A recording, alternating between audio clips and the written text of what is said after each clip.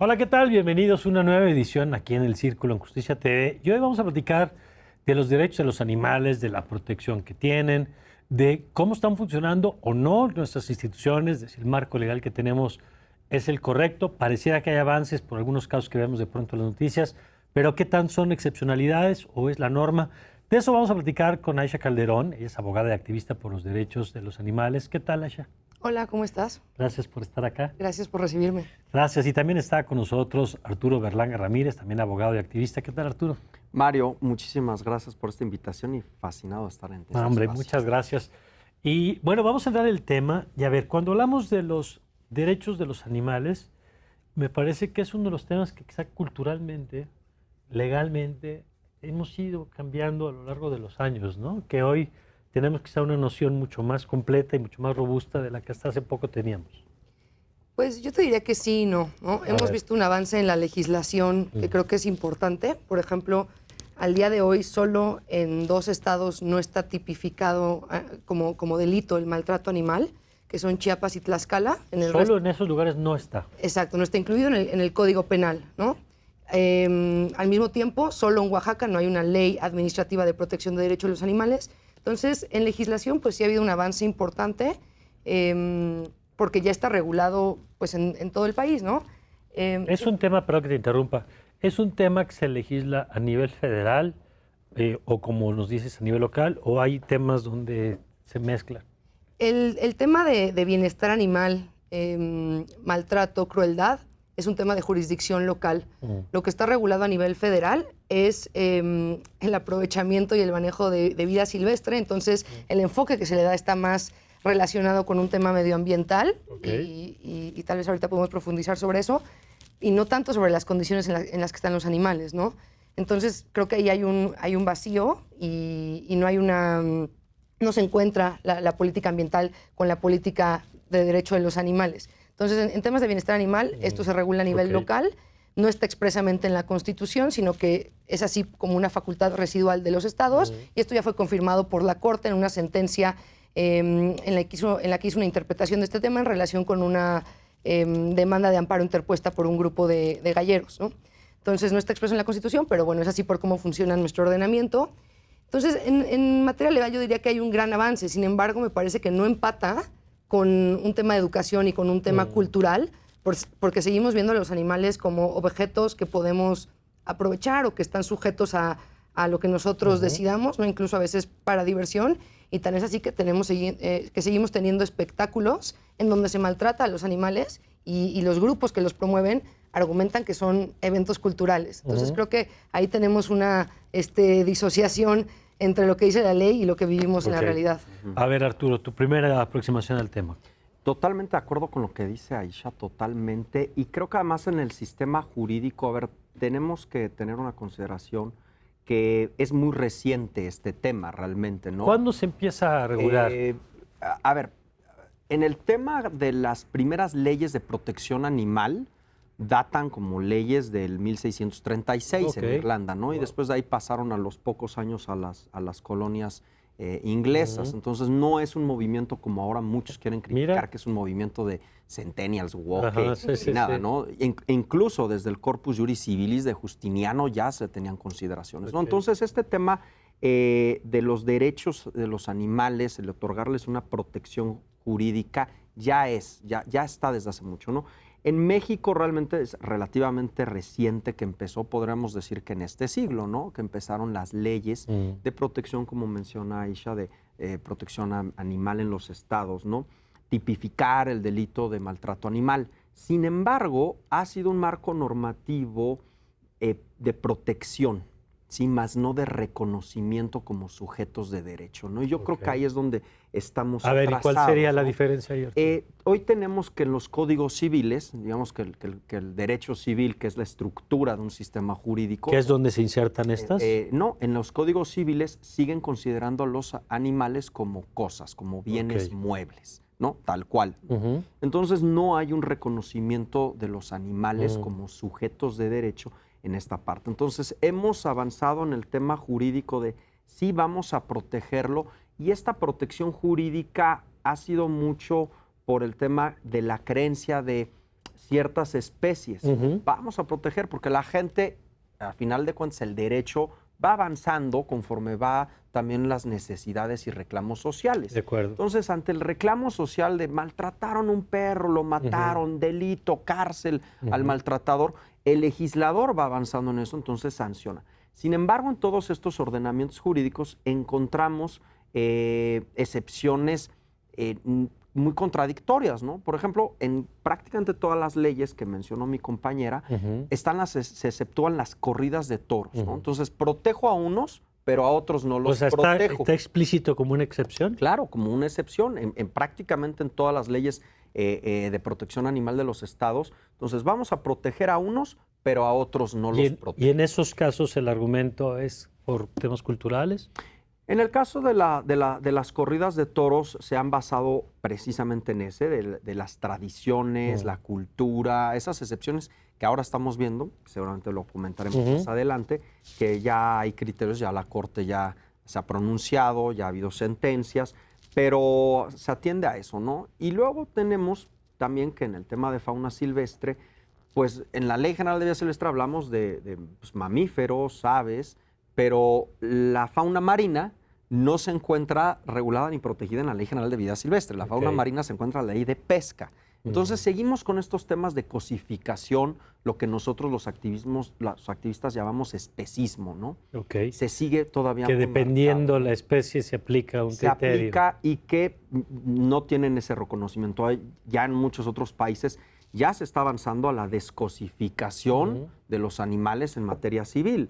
Ya se habla de que sean sujetos de derechos, se habla de familia multiespecie, que no es un bien, un escritorio que se puede heredar, ¿no? Ok.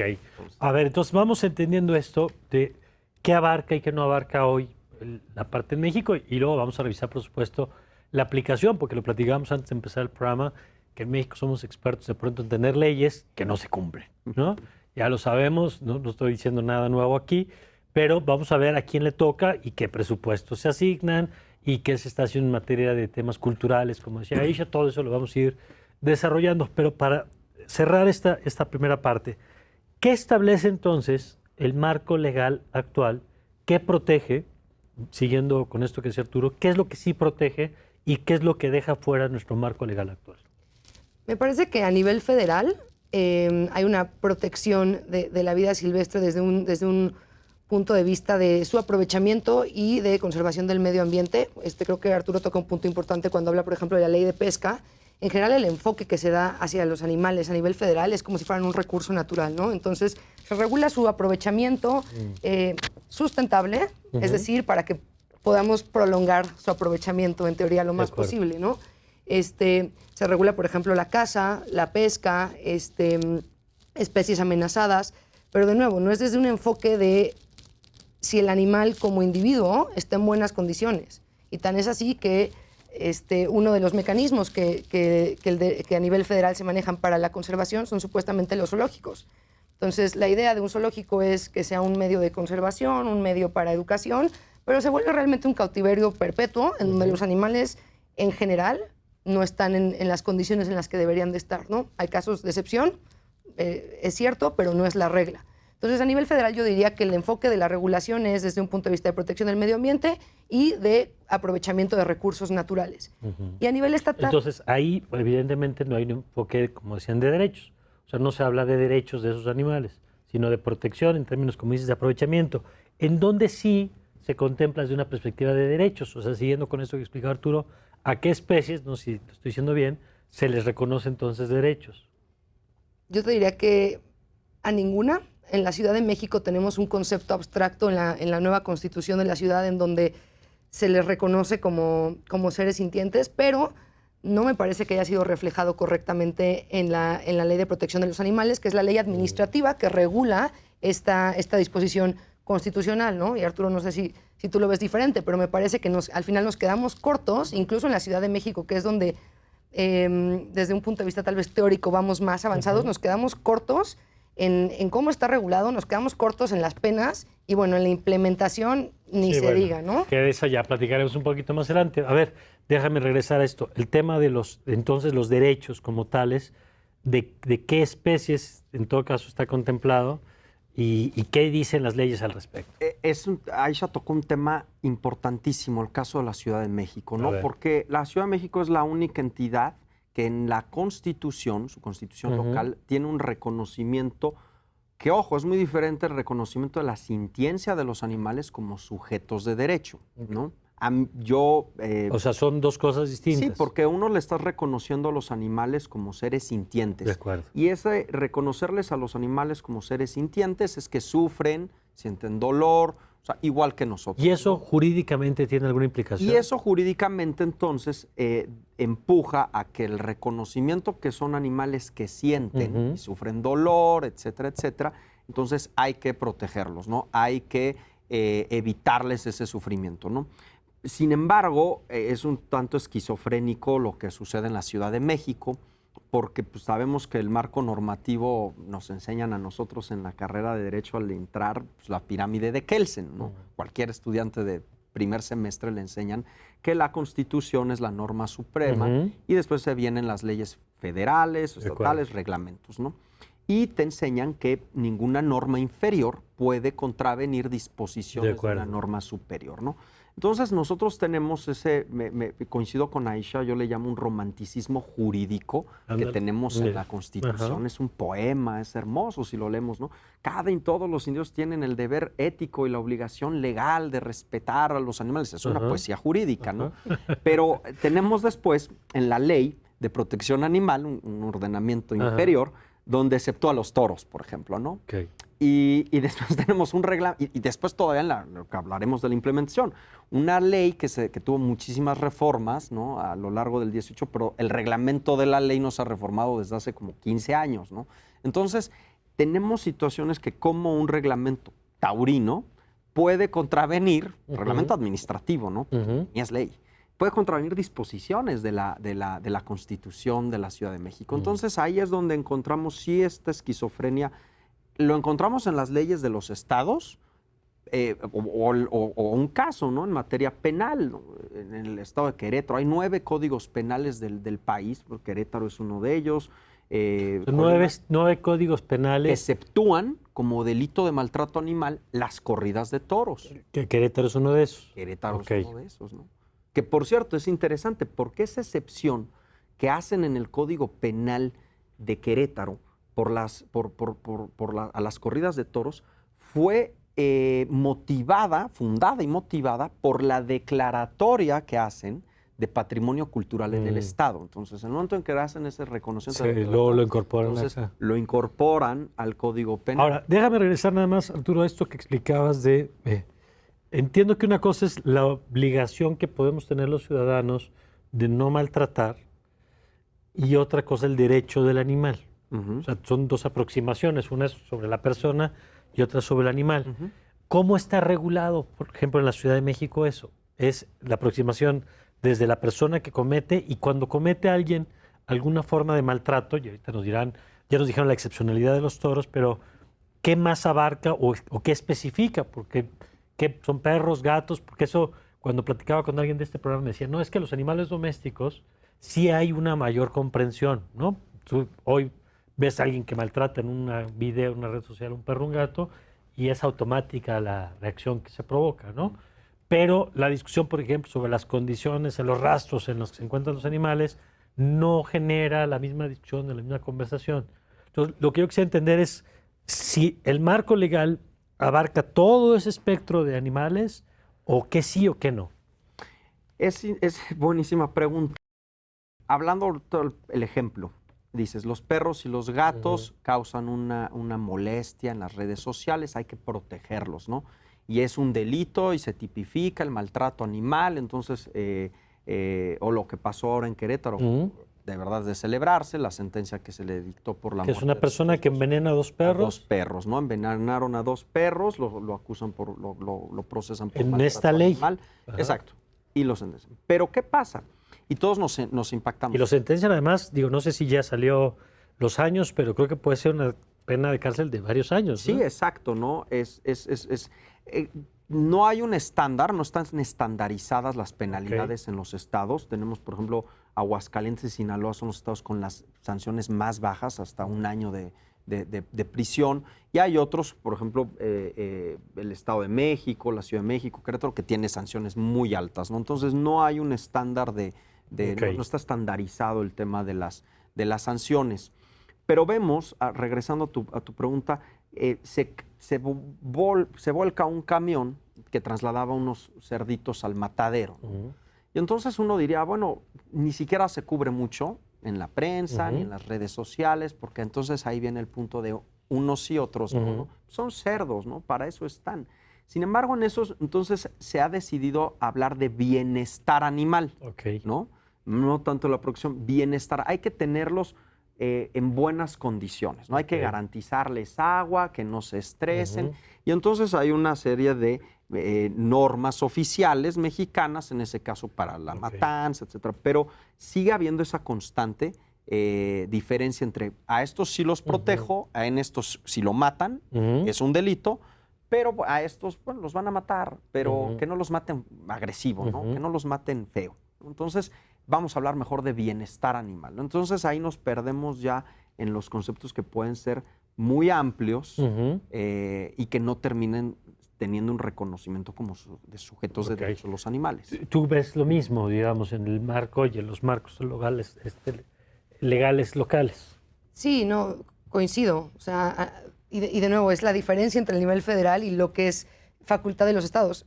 A nivel federal tenemos esta Ley Federal de Sanidad Animal, donde se regula cómo matar bonito a un animal para consumo. Entonces, tenemos una percepción totalmente distinta de gatos, de perros, de lo que se les llama mascotas, que a mí la verdad ese término me da escalofríos, pero bueno, de animales de compañía en relación con animales de consumo.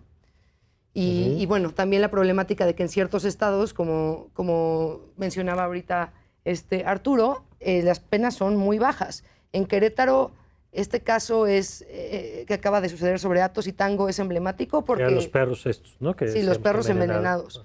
La condena es de 10 años y 6 meses de prisión. Todavía está sujeto a una segunda instancia donde se podría impugnar la sentencia, pero bueno, en primera instancia son 10 años y 6 meses, pero estamos hablando de que 2 perros murieron, un tercero fue envenenado también, pero no murió, y además hay otras condiciones en donde el juez valoró que estos perros tenían un valor especial porque eran perros rescatistas, entonces eran como más valiosos para la sociedad, y por eso se da esta pena, que además es la pena mínima, ni siquiera se dio la pena máxima.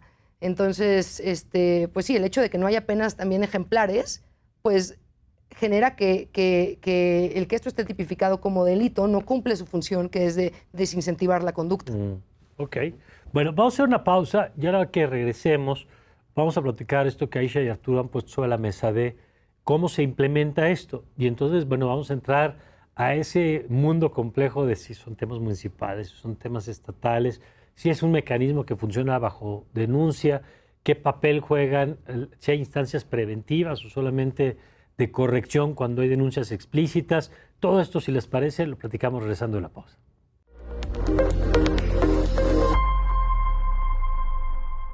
Bueno, estamos de regreso y Arturo, decían hace rato que prácticamente en todo el país existe la regulación, salvo algunas excepciones, y luego dentro de lo que hay está la excepción taurina, digamos, en varios de los casos.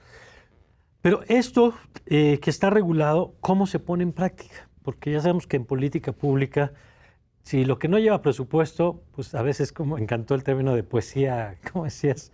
Que era poesía la Constitución. Sí, un romanticismo jurídico. Sabemos que eso se nos da en el país, de pronto poner cosas que si no van acompañadas de instancias responsables y de presupuestos, pues queda simplemente como buenos deseos en el papel.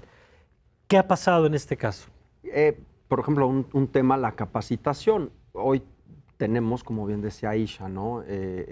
30 estados de la República y el delito de maltrato animal, que es perfectible. Hay unos que no se tipifican ciertas conductas, como todo es perfectible en el marco jurídico. Pero está muy bonito, ¿no? Podemos decir, a mí me daba risa un diputado del Congreso del Estado de México que decía, y es que vamos a elevar a 20 años el maltrato animal. Me dije, de nada sirve, porque al final, cuando nos topamos con la realidad, Resulta que en los últimos, del 2015, nosotros hicimos esa medición, del 2015 al 2020, solamente 4 estados de la República, 4 fiscalías, habían capacitado en algún momento los agentes del Ministerio Público en temas de delito de maltrato animal, ¿no? Entonces, ¿qué es lo que pasa? Que nos enfrentamos a la realidad, si ya lo sabemos, que denunciar un delito en las autoridades puede llegar a ser una pesadilla, y el delito que sea, entonces nos encontramos con fiscalías donde no están capacitados los ministerios públicos, donde no tienen veterinarios para determinar el grado de lesiones o el grado de muerte. Entonces ahí ya encontramos que son huecos que se dan a la hora de vincularlos a proceso. No tenemos una autoridad, una policía investigadora de delitos en los municipios o en los estados que estén capacitados. Incluso lo acabamos de ver de una manera brutal y vergonzosa, el caso de Coahuila, que mataron a unos sesno de 4 meses enfrente de la policía, ¿no? Entonces, ni siquiera la policía, entonces puede estar el marco normativo, puede salir un gobernador a decir vamos a sancionar con todo el peso de la ley, o los diputados pueden decir ya castigamos este delito, pero en las implementaciones yo siempre he dicho, una ley que no tiene presupuesto, que no tiene capacitación y no tiene personal para aplicarse, pues termina siendo un romanticismo jurídico, por decirlo bonito. Claro, absolutamente. A ver, y ahí, ¿tú cómo lo ves, Aisha, en términos de, ok, se aprueba la ley y en términos jurídicos, cuáles son las instancias responsables de su cumplimiento? Y si nos lleva eso a un nivel todavía más municipal, porque entiendo que a lo mejor algunas de estas cosas tienen que ver con, como explicabas hace rato tú, tiene que ver con leyes, pero a lo mejor son reglamentos incluso dentro de las propias alcaldías. ¿Cómo se pone en práctica este entramado legal? En el tema penal es el Ministerio Público. Y aquí pueden coadyuvar otras autoridades que tienen un mandato en la materia. Por ejemplo, en el caso de los sesno en Coahuila, es la Fiscalía quien debería de perseguir este delito, pero Profepa, por estar dentro de su ámbito, la protección de fauna silvestre, pues interpone la denuncia y coadyuva. También, en teoría, la Policía Municipal, ¿no?, que ahorita mencionaba Arturo, presenció este acto, debió de haber hecho algo. De hecho, ellos tienen el deber jurídico de impedir que se cometa un delito, y por no haberlo hecho podrían estar sujetos a responsabilidad no solo administrativa, sino también penal. Entonces, parte de la complejidad del tema es que confluyen las autoridades de los 3 niveles de gobierno, justo porque es una materia concurrente en cuanto al tipo de los animales. Las leyes administrativas pues son aplicadas por autoridades locales, ya sea estatales o municipales, dependiendo del estado del que estemos hablando. Y pues cada estado debería tener su propio órgano administrativo encargado de esto. En la Ciudad de México es la PAOT y también la Brigada de Vigilancia. ¿La PAOT es la Procuraduría? Es la Procuraduría Ambiental y de Ordenamiento Territorial. Entonces es una autoridad ambiental y entra dentro de sus atribuciones la protección de los animales. ¿Y en los estados tendría que existir una figura similar? Sí, o a veces hay fiscalías más de corte pues penal que se encargan de esto. Entonces eso depende de cada estado, y el hecho de que no haya una estructura homologada, o que no en todos los estados podamos decir esta es la Procuraduría o esta es la Secretaría que está encargada de esto, pues también dificulta las denuncias, ¿no? A veces las personas, por ejemplo, yo he escuchado casos que conocen de una situación de maltrato del típico vecino que no tiene en buenas condiciones a los perros, y entonces me preguntan, oye, ¿qué hago? ¿Cómo recaudo pruebas para denunciar? ¿Y a quién le denuncias? ¿Y a quién le digo? Exacto, y no es tu responsabilidad recaudar pruebas. Tú no eres una autoridad investigadora, tú deberías solo de levantar el teléfono, ir a presentarte y denunciar. Entonces, pareciera que también tenemos una falta de una estructura administrativa que implemente las leyes, y como decía Arturo, pues eso hace que sea un romanticismo, ¿no? Que no se apliquen. Oye, déjame, ahorita vamos a la parte cultural también, porque hasta ahora hemos hablado un poco de la parte correctiva, ¿no? Cuando ocurre algún tipo de abuso, la denuncia y cómo se sanciona. Y ahorita iremos a la preventiva, pero déjame detenerme. También esta parte contempla multas, otro tipo de instrumentos, por aquello de que en México también de nuestros vicios es cárcel, ¿no? Y la cárcel para todo. Claro. Y bueno, ya todas las discusiones que hemos tenido. justamente nos gusta el tema cárcel, ¿no? Porque creemos que es el castigo ejemplar y que se merece. Y sobre todo cuando hay una rabia social, ¿no? De decir cárcel al que lo maltrató y encierran los 100 años. Sí, ¿no? sí, exacto. El clamor social. Pero realmente, ¿qué pasa, no? Si nos ponemos a criminalizar, ¿no? Y llevar a juicio, ¿sí? Y a procesar a todas las personas por maltrato animal, va a suceder que van a ingresar a estos centros de reclusión, pero sabemos que la realidad, no estamos en Dinamarca, aunque en algunas cosas probablemente, pero no estamos en Dinamarca, ni en Suecia, ni en Noruega.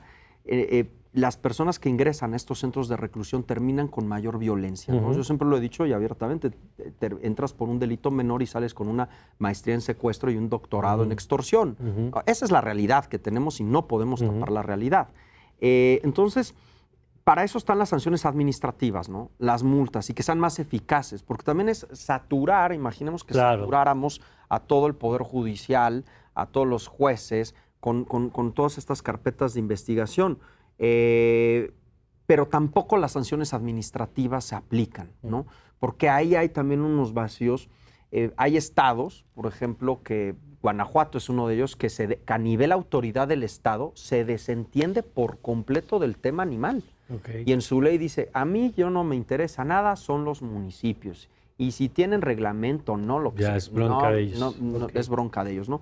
Entonces, tampoco hay la parte de prevención, ¿no? Porque, como dices, está la parte correctiva, pueden ser las sanciones administrativas, pero creo que lo más importante y donde ha fracasado todos los gobiernos, desde federal, estatales y municipales, es en entender que la violencia hacia los animales es un detonante de violencia social, ¿no? Entonces, en ese detonante de violencia social, desgraciadamente tenemos una clase política que ve como, pues si maltratan a los perros hay que protegerlos, pero no atienden realmente el problema en que es educación, ¿no? Entonces tenemos realmente hoy que muchos estados en las leyes crean los fondos de protección animal para destinar recursos, dan atribuciones a las secretarías de medio ambiente locales, secretarías de educación del estado para hacer la política romanticismos, pero realmente no lo hay. Solamente 2 estados, Coahuila y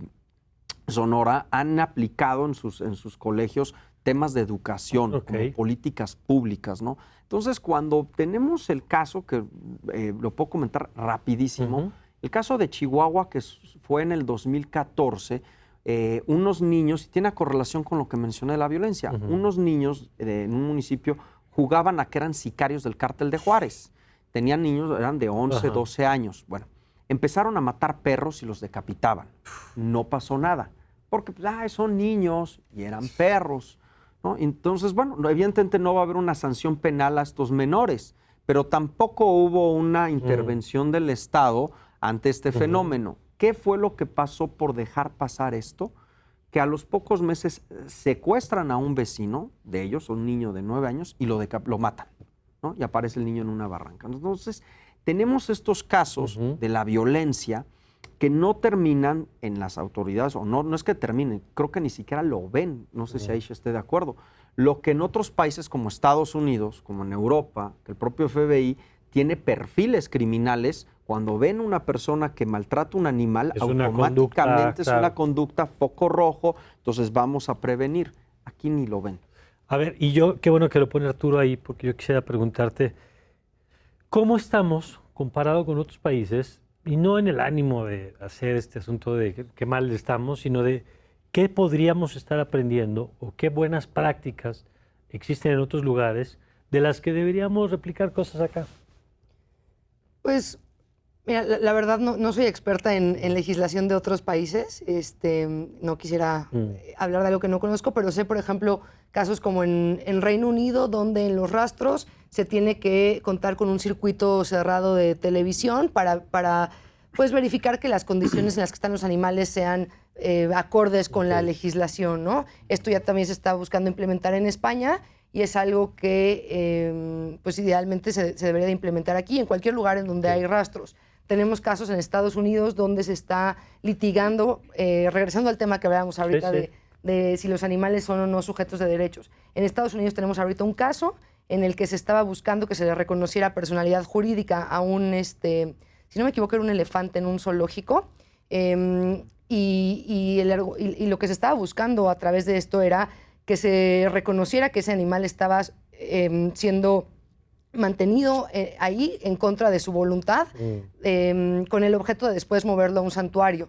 También tenemos otros casos similares en Sudamérica, pero yo creo que en México las condiciones, o sea, podemos aprender, ¿no?, de otros países, pero también debemos de ser conscientes de la complejidad de nuestro marco jurídico y de cómo aquí tenemos que hacer una tropicalización de cualquier cosa que veamos fuera, por la complejidad que mencionábamos ahorita, por cómo concurren los 3 niveles de gobierno, por estos temas sociales que ya trascienden, exactamente, trascienden el tema animal, ya es un tema de violencia social. Que es violencia de género, que es violencia en las calles, que es una expresión más de esa violencia, ¿no? Exactamente, y creo que, como bien mencionaba Arturo, el empezar con un animal fácilmente te permite pasar a un ser humano, y el hecho de que en leyes administrativas y en códigos penales esté exceptuado de la sanción ciertos espectáculos, me parece que también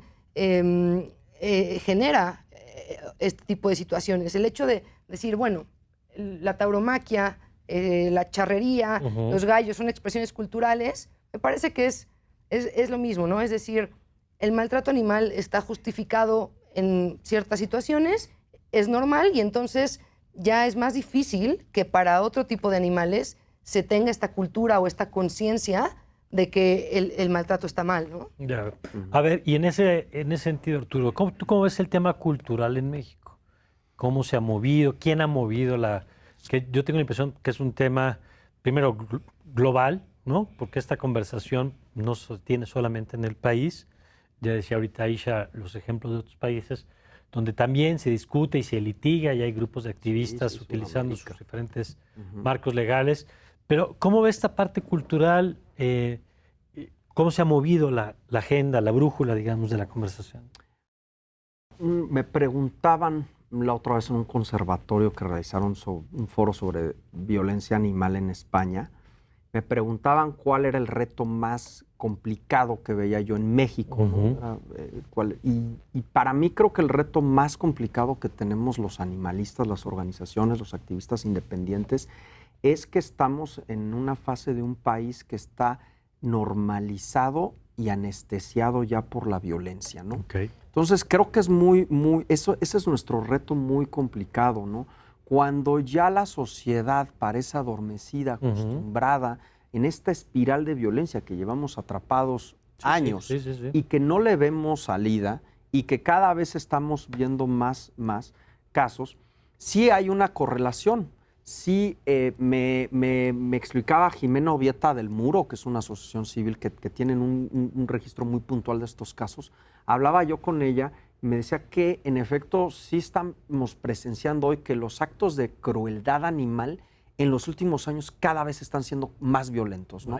Ya son extremos de amarrar unos perros en Guanajuato en las vías del tren vivos para que les pase el tren, casos de vamos a entrar a un refugio en Michoacán de gatitos a quemarlos vivos. O sea, ya son casos, no el maltrato que podríamos decir del que... O sea, también un incremento en la violencia. Un incremento. Entonces, ¿y qué es lo que pasa? Que el reto más fuerte que tenemos es que si estamos en un país, en una sociedad que está ya normalizando decapitados, secuestros, entonces el tema de que la vida humana pues ya es como, pues bueno, unos por aquí, otros por allá, pues la vida animal ya no. Aunque yo no sé si, por supuesto ustedes tienen el pulso, pero a veces a mí me da la impresión de que todavía el maltrato animal genera más indignación en algunos casos que el de los humanos, porque justamente el otro está todavía más normalizado. Y yo quisiera preguntarles un poco cómo perciben el tema entre lo que pasa en las redes y lo que pasa fuera de las redes. Porque creo que hay veces que también quienes somos más tuiteros, nos engañamos y juramos que todo México está indignado por el video del perro. Y en realidad son las mismas 20 personas, no, estoy simplificando evidentemente, pero que no alcanza a llegar a esa conversación. ¿Cómo lo ven, cómo lo viven ustedes como activistas? Sí, definitivamente, ¿no? A ver, suben el caso de los ESNO o suben una publicación y uno se da cuenta del 80% es gente o del medio, activistas, animalistas o afines o empáticos, ¿no? Pero en el momento en el que ya sales del mundo de las redes sociales, ya te das cuenta que es otra realidad, ¿no? Sí, no todo es pesimismo. Sí, no sé si Aisha esté de acuerdo conmigo, sí noto yo que un cambio generacional, eso sí lo noto. ¿Para bien? Que para bien, ¿no? En la parte positiva sí lo veo yo con muchos chavos que veo en el salón, en las universidades. Que es un tema que traen de preocupación. Es un tema que ya les preocupa. No, a ver, hace 20 años hablar de decir vegano, especismo, decían, ¿qué es eso? Pero además lo dices, en tu caso, por ejemplo, con alumnos de Derecho. Y no solamente de Derecho, y me invitan a otras, he dado ponencias en facultades de medicina, veterinaria, y encuentras lo mismo. De otras, y encuentro lo mismo, ¿no? Cada vez los jóvenes están enfocándose más en estos temas. Eso creo que es un avance positivo, pero sí hay una realidad muy diferente en redes sociales con lo que pasa. ¿Tú percibes esto también, Aisha? Y lo pregunto también, si además de la diferencia generacional, ¿percibes un tema más rural, urbano o de la Ciudad de México, que también pasa en estas distorsiones, así como está la distorsión de la red, también puede estar la distorsión de la Ciudad de México, que tiene de pronto algunas conversaciones distintas a otros puntos del país? ¿Cómo lo ves? Coincido en que las nuevas generaciones ya ven las cosas diferentes, también traen mucha más conciencia ambiental y creo que eso en general lo que nos muestra es que tienen una percepción distinta del mundo, de la naturaleza, del resto del medio que es no humano, ¿no? En cuanto al tema de redes, también coincido que a veces parece que estamos en nuestra burbuja, ¿no? Entonces pasa cualquier caso y claro que es lo primero que me sale en Twitter.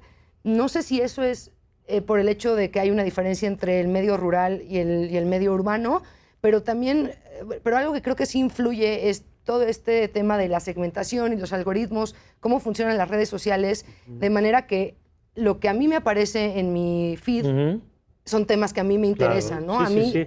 Y te da una sobrerepresentación que a los demás exactamente. no. Entonces yo veo mi feed al día siguiente de que hay un caso y entonces pienso, híjole, hay indignación todo social, México, porque claro. exacto, todo México está indignado por este caso.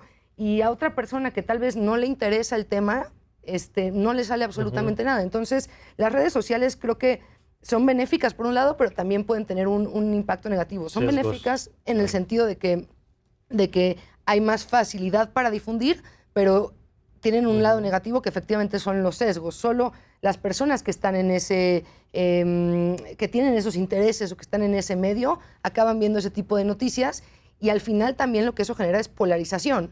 Y entonces nos aleja a los movimientos, y nos impide tal vez llegar a un punto medio o más fácilmente llegar a un consenso. Quien no está ahí, claro. Exactamente. De acuerdo. Sí. Vamos a hacer una pausa y ahora que regresemos, vamos a este punto que veo que Arturo también cómo percibes este tema de cómo sumar gente, que al final de cuentas pues, el activismo lo que busca no solamente es empujar su agenda, sino parte de empujar su agenda es mover la conversación, convencer a la gente desde la perspectiva que tienen, cómo ven ese tema. Y vamos a platicar también, de pronto, que en algunos casos que vemos muy visibles, hace poco una especie de albergue, no sé si el término de felinos, que también fue muy comentado, si de pronto hay la institucionalidad para darle causa a eso o simplemente se convierten en espectáculos poco mediáticos de indignación, también muy propio de redes sociales, pero si tenemos si tenemos el andamiaje institucional para de veras dar respuesta a esos asuntos, de todo eso, si les parece, platicamos regresando.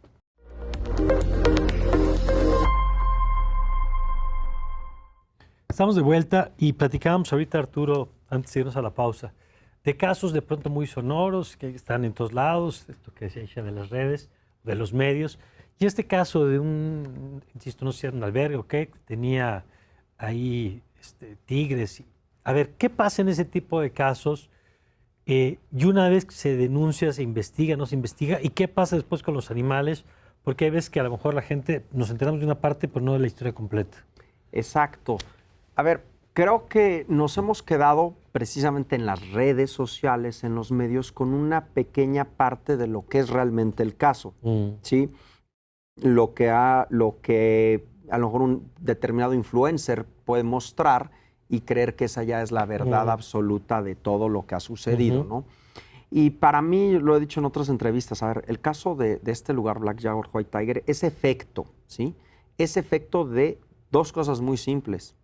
De un desentendimiento de hace décadas de los gobiernos federales por el tema de la fauna silvestre, ¿sí? Y una falta de política pública y de voluntad política para entrar al tema de fauna silvestre. Y que lo han dejado en manos de particulares. ¿Y qué es lo que ha pasado? Aisha tocó un punto importantísimo al principio cuando hablaba de fauna silvestre, el aprovechamiento, ¿no? Entonces, en aras de que los gobiernos es como el tema que yo no quiero hacerme cargo, me quiero desentender, y para mí es muy fácil darle a un particular que me presente un registro como predio inmueble de manejo de vida silvestre o una UMA, se lo autorizo, como fue el caso de Black Jaguar, y entonces yo, Profepa Autoridad, decomiso estos animales, que por cierto, quiero aclarar, ha sido una narrativa sumamente mentirosa y una infodemia lo que han hablado en torno al caso de Black Jaguar, ¿no? Como si todos los animales eran los circos y han pasado, ¿no? Ha sido una infodemia increíble y provocada mucho pues, por medios y difundida por influencers, ¿no? Pero el tema es que la autoridad, cuando uno empieza a tener una autoridad raquítica, cuando las funciones que debe hacer la autoridad no las hace, las empieza a delegar en terceros. Dices, ok. Si hubiera una supervisión. Las delegas en terceros, está bien, pero supervisa lo que estás delegando. Pero cuando tampoco sucede eso, entonces, ¿qué dice uno? Bueno, el caso de Black Jaguar, que no puede ser, y ya lo reconoció la Procuradora Federal, que desde esta administración no se hizo ninguna visita de verificación. A ver, no se necesitan denuncias para hacer un procedimiento de verificación, y más en un lugar cuando, pues dices, no tiene 2 tigres, tenía cerca de 400, ¿no? Entonces, y que está pegado a las oficinas de la señora. Entonces, ahí es cuando esta narrativa que han querido vender, que los culpables somos los animalistas, que los culpables somos las organizaciones que promovimos la prohibición de circos con animales, la gente no ve el trasfondo que quienes empujan esa narrativa están promovidos por una asociación que se llama de zoológicos, criaderos y acuarios. Y hay que decirlo como tal, los zoológicos, criaderos y acuarios son 3 unidades de negocios, y me centro en la parte de en medio, criaderos, y ven en estos aprovechamientos, bajo este pretexto de justificación de la conservación de especies, lo que persiguen al final de cuentas son negocios, ¿no? Oye, a ver, pero entonces en ese sentido, Aisha, porque qué bueno que mencionas el tema de los animales de los circos, porque es otro de los temas que ha estado cuando se habla de estos temas en el ambiente, ¿no? Y el argumento es, se prohíbe el maltrato, se prohíbe la explotación de estos animales, pero sin que exista un acompañamiento, y entonces luego vemos que si terminaron mal algunos de esos animales. ¿Qué pasa ahí? ¿Cuál tendría que ser entonces la respuesta del Estado? Y si, como apuntaba Arturo, o por un lado, el Estado debería proporcionar las condiciones, o 2, ¿cómo debería ser en todo caso ese aparato de supervisión o de acompañamiento para garantizar que sean buenas condiciones? Porque si no, volvemos a lo mismo. O sea, llegar y clausurar un lugar, pues creo que es mucho más fácil y eso no resuelve ningún problema de los que estamos hablando aquí. Yo veo 2 problemáticas. La primera es entender por qué en el Ajusco había 400 tigres o leones. O sea, ¿cómo llegaron esos animales ahí? Que eso ya de entrada llama mucho la atención, claro. Y el problema no es que una persona haya intentado realizar una buena obra que después se le haya salido de control, cualquiera que hayan sido las circunstancias, ¿no? Claro que es responsable por cómo estaban los animales, pero vámonos un paso atrás, ¿no? ¿Por qué había 400 animales ahí? Y la realidad es que no había dónde más estuvieran esos animales, ¿no? Profepa decomisaba animales que algunas personas tenían de manera ilegal, otras personas tenían de manera legal, pero no en las condiciones adecuadas. Y este es el problema previo. Que ya de entrada llama la atención que alguien Exactamente, pueda tener de manera legal, si es que eso es posible, un tigre, ¿no? Exactamente. De hecho, no sé si fue el año pasado o antepasado, se vio el caso de una persona que en Antara estaba paseando a un tigre cachorro. ¿Por qué alguien tendría un tigre en Polanco, ¿no? Sí. Entonces, desde ahí ya tenemos un problema. Que y es legal. Exactamente, que la Ley General de Vida Silvestre y su reglamento permiten que tú tengas como mascota a un animal exótico, ¿no? Entonces ya de ahí tenemos un problema. Obviamente esto a la larga se vuelve insostenible y pues resulta en Profepa decomisando animales y llevándolos con quien los reciba, porque no tienen el presupuesto, y menos ahora, para tenerlos ellos resguardados en las condiciones adecuadas. Entonces, con el caso de Black Jaguar, White Tiger, vamos a ver algo similar que lo que pasó en los circos. Esos animales van a acabar reasignándose a algún lugar y el problema que tuvimos con los circos fue falta de transparencia de Profepa y de Semarnat.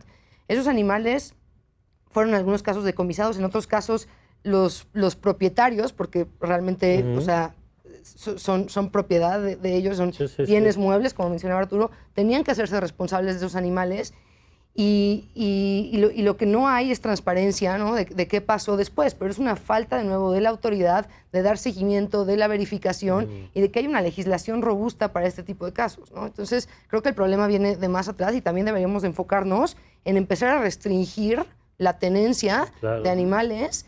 Por un lado, regular la tenencia de animales de compañía y por otro lado, desde mi punto de vista, regular más estrictamente o incluso prohibir la tenencia de animales silvestres. El problema con la prohibición es que puede generar mercados negros.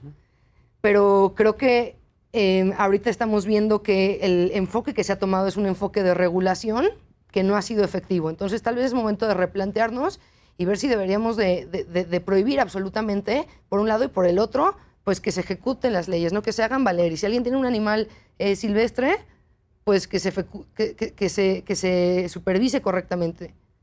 A ver, y en ese sentido, Arturo, ¿cuál tendría que ser entonces la lista de temas que desde tu perspectiva, como experto en esto, como abogado y como activista, tendríamos que estar discutiendo en el país? O sea, si ya vimos que hay un nivel de reglamentación, hay un avance a nivel local, con todas las carencias que ya explicaron ustedes. ¿Cuál tendría que ser un enfoque integral que nos permita avanzar en estos temas? Híjole, creo que muchos, empezando por el tema, yo separo, yo creo que son muy diferentes los mundos en los animales y a veces hay un riesgo de querer regular todo igual, todo al mismo tiempo, ¿no? Yo no estoy muy de acuerdo con eso. Creo que el mundo de la fauna silvestre es el más complejo. Ahí no hay ni blancos ni negros, hay muchos matices, ni todos son villanos, ni todos son buenos, y es el más complejo, ¿no? El tema de fauna silvestre. Los animales de consumo, ¿no? También tienen es un gran rubro, y luego podemos tener los animales de espectáculos, de compañía, ¿no? Entonces, creo que en este sentido, una ley que necesita de verdad rehacerse, porque para mi opinión personal es la más obsoleta que hay, es la Ley General de Vida Silvestre. Es una ley arcaica, obsoleta, que ya está ¿Qué elementos, rebasada, por ejemplo, en tu opinión, no están ahí que tendrían que estar? Para empezar, como hablaba, ¿no? Fauna marina. Fauna marina está en pesca, no está en una ley de vida silvestre, ¿no? Y todo el tema del aprovechamiento y la reproducción de estos lugares, ¿no? Hoy tenemos adiestramiento, o sea, imagínate, Mario, nada más te voy a dar una cifra. En México, hasta el 2020, hay, con registro de la propia Dirección General de Vida Silvestre, 11,782 UMAS o PIMS, predios o unidades de manejo de vida silvestre, como el de Black Jaguar. O sea, hay 12,000. ¿Sí? Entonces, cuando dices hay 12,000 lugares que tienen animales, o sea, es una cantidad estratosférica. Y cuando ves que en el marco normativo te dicen que una dirección tiene que revisar los planes de manejo cada año y si se reproducen especies, se vuelve entonces claro. Volvemos a lo mismo. Hay que empatar la realidad con un marco normativo y ahí ya está rebasado. Entonces, pero sin embargo, tenemos que siguen. El año pasado la propia Semarnat autorizó más de 200 nuevos puntos como estos. Y no los verifican. ¿Son lugares cuál es la justificación de esos lugares o cuál es la lógica de esos lugares? La lógica de estos lugares es, lo voy a poner en un ejemplo. Yo gobierno, cierro los centros de investigación de vida silvestre, los CIPS, que por ley son los lugares donde tendrían que haber ido los felinos de Black Jaguar, ¿no? Primer lugar, o los decomisados. Esos se cerraron. Sí, o los que son asegurados, ¿no? Los cerraron pues, por austeridad presupuestal. Quedan dos con presupuestos mensuales de 67,000 pesos. No pueden hacer nada. Entonces, ante esa, voy y se los dejo a Aisha, que tiene un predio de vida silvestre, ¿no? Y le voy dejando y me desentiendo. Entonces después a Aisha pues no le dan recursos, no le dan apoyos, dice, pues me llenaste de animales. Son espacios particulares. ¿Qué hago? Son espacios particulares, pero vienes y me dejas estos animales y hago un tutti frutti. Entonces yo como gobierno te compenso con el aprovechamiento. Bueno, te autorizo que los puedas tener como espacio de exhibición, zoológico, te autorizo que los puedas reproducir para que te hagas de un dinero, ¿no? Y te puedas tú mantener. Así estamos. Esa es la lógica, en esa dinámica está el tema de fauna silvestre, ¿no? Entonces, por eso es un marco normativo verdaderamente ya obsoleto y arcaico, ¿no? Obviamente, también el tema de la ley de sanidad animal se necesita, no tanto, como diría yo, integralmente como la de vida silvestre. Sí tenemos casos puntuales, se voltea un camión de cerditos y resulta que no hay protocolos del manejo de emergencia de estos animales, ¿no? O sea, no hay, entonces hay un vacío normativo en estos casos, ¿no? Y bueno, y el otro punto es que trabajar en hacer coherentes los marcos normativos de las leyes en los estados, quitar esas excepciones. En el caso de los toros. A ver, ¿tú cómo lo ves? ¿Cuál sería tu pliego de temas, digamos, que tendríamos que ir revisando? No, yo coincido en que la Ley General de Vida Silvestre También ves que ahí estamos. Sí, yo creo que, o sea, coincido en que es algo arcaico y que el enfoque que tiene no es el correcto. ¿Cuál tendría que ser la aproximación desde tu perspectiva? Creo que es muy complicado balancear una cuestión medioambiental con el tema de derechos de los animales. De hecho, en muchos casos podremos ver que son posturas opuestas, ¿no? Porque desde un punto de vista del derecho de los animales, el enfoque es que el individuo esté bien. Desde un punto de vista medioambiental, hablas de poblaciones, biodiversidad, ecosistemas, entonces... Sí, son razonamientos distintos. Exacto, distintas, y un ejemplo muy claro puede ser, por ejemplo, plagas. Para un ambientalista hay que erradicar una plaga, ejemplares exóticos porque son un peligro para el ecosistema, ponen en riesgo otras especies. Para un animalista no, hay que protegerlo porque independientemente de que sea una plaga, pues es un sujeto de derechos. Entonces, creo que encontrar un punto medio es complicado, pero es a lo que deberíamos aspirar porque también tiene que ver con cómo nos relacionamos con el medio. Si solo vemos al medio ambiente como este ente abstracto, súper romántico, pero no entendemos también que hay individuos y cómo deben ser sujetos de derechos, acabamos en este extremo en el que estamos cosificando y normalizando la violencia. Entonces, para mí es una cuestión de encontrar un punto medio entre la conservación y que la Ley General de Vida Silvestre realmente tenga un enfoque de conservación, no de aprovechamiento, por un lado, y por el otro, que en estos esfuerzos de conservación también se tome en consideración la protección de los animales en lo individual y que sea más fuerte, por ejemplo, estos planes de manejo y los temas de bienestar animal, enriquecimiento ambiental, todos estos conceptos que escuchamos, que realmente se implementen, porque ya está la Ley General de Vida Silvestre, que en las unidades de manejo cuando hay animales en cautiverio se tengan que tener en ciertas condiciones, pero también necesitamos que esto se verifique y que se implemente. Entonces, además de esta cuestión legislativa, creo que para mí es fundamental que haya mucho más presupuesto en el sector y que se haga una diferenciación a nivel de estructura organizacional entre el sector medio ambiente y el sector animal. Y creo que cada uno tiene que tener su presupuesto y que debe ser un presupuesto importante para que se puedan ejercer efectivamente las funciones y se pueda hacer valer lo que dice la ley, los reglamentos, los códigos penales. Me llama la atención, quizá por cómo se fue desarrollando la conversación, que en el tema de animales de compañía ahora no lo pusieron ustedes como en su primer lugar de la lista, porque ahí se ha avanzado más y es un tema más de que se cumpla lo que ya está aprobado. Y sí, va por ahí. Sí, al final de cuentas creo que empezó la legislación en tema de derechos de los animales, lo detonaron los animales de compañía realmente, ¿no? La Ley General de Vida Silvestre tiene ya muchísimos años antes, pero era como ver a los animales porque están insertados en la biodiversidad. No en la relación. Exacto, ¿no? Y es más un aprovechamiento de un manejo para el humano, ¿no? Sí. Pero realmente se detona el marco jurídico por los animales de compañía.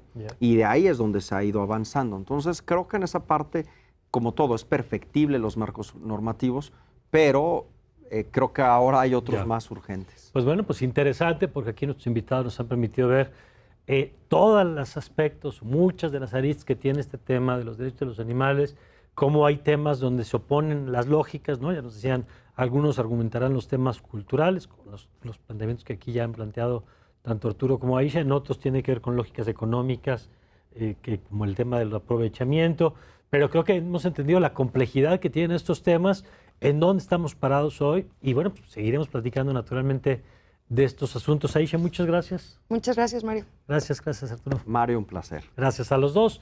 Y gracias a usted por habernos acompañado. Siga con nuestra programación aquí en Justicia TV. Yo soy Mario Campos y le deseo, como siempre, que tenga usted un magnífico día.